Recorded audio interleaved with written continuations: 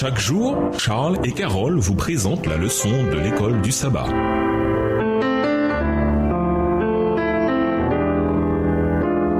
Bienvenue à notre émission. Dieu nous parle. Nous voilà la leçon 10, comblé en Christ. Étude de la semaine, Colossiens chapitre 2, Hébreux 7 verset 11, Ésaïe 61 verset 3, 1 Corinthiens 3 verset 6, Deutéronome 31 verset 24 à 26, Romains 2 verset 28 et 29 et Romains 7 verset 7.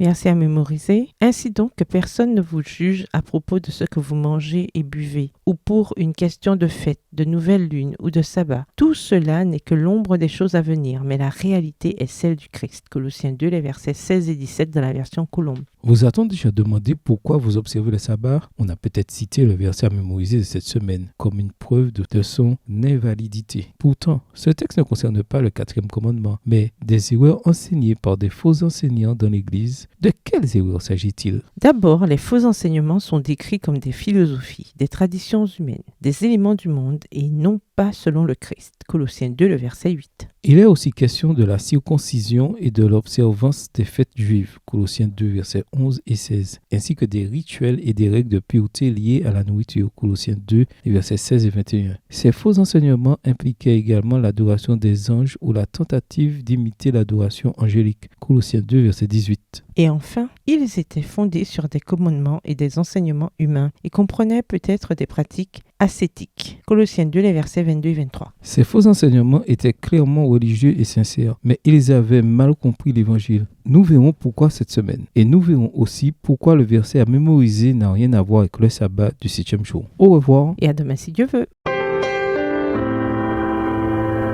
Dieu nous parle.